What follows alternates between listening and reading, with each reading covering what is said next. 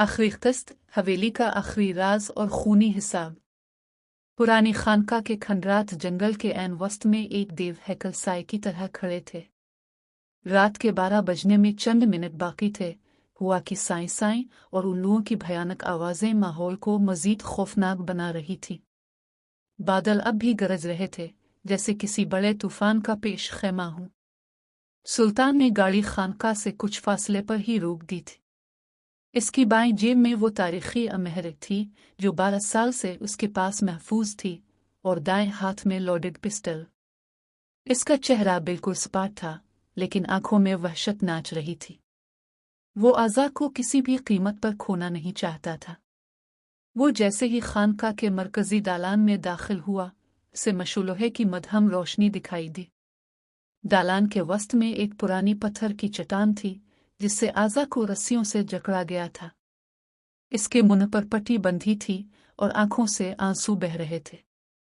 आज़ा, सुल्तान आगे बढ़ने लगा कि तभी अंधेरे से एक भारी, पाटदार हंसी गूंजी। एक कदम भी आगे मत बढ़ना, सुल्तान, वरना ये चाबी हमेशा के लिए टूट जाएगी। सुल्तान के कदम वहीं जिम गए। अंधेरे से एक साया निकलकर मशल की रोशनी में आया। वो सिकंदर था।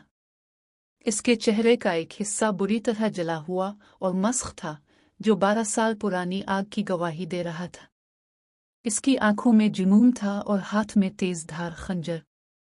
सिकंदर, तुमने 12 साल पहले भी हवेली के राज के लिए अपनों का खून बहाया था, और आज फिर, सुल्तान ने दांत पीस कर कहा। राज, सिकंदर ने कहकहा लगाया। सुल्तान, तुम तो खुद 12 साल अंधेरे में रहे।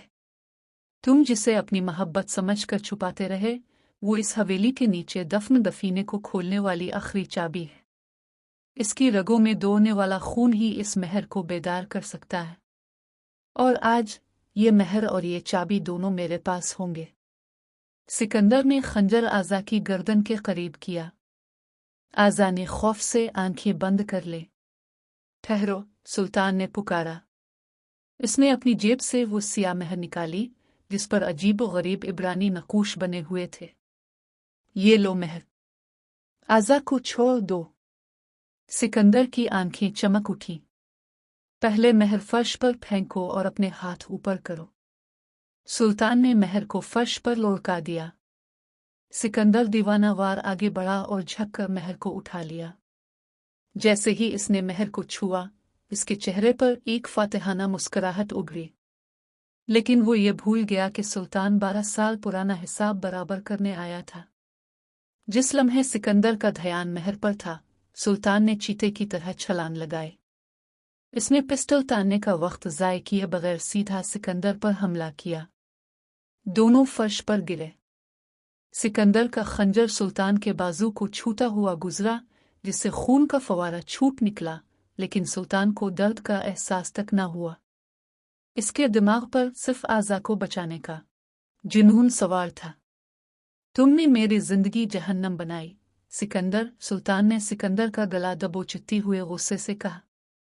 सिकंदर ने अपने जले हुए चेहरे के साथ खौफनाक मुस्कुराहट के साथ सुल्तान के जख्मी बाजू पर वार किया, जिससे सुल्तान की गिरफ्त ढीली पड़ गई।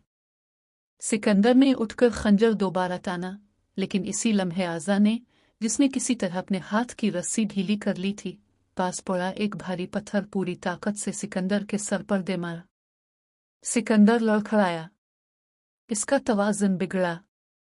सुल्तान ने एक सेकंड ज़ाय किए बगैर जमीन पर गिरा पिस्टल उठाया और लगातार 3 फायर किए। था था था। गोलियां सीधी सिकंदर के सीने में पेवस्त हुई।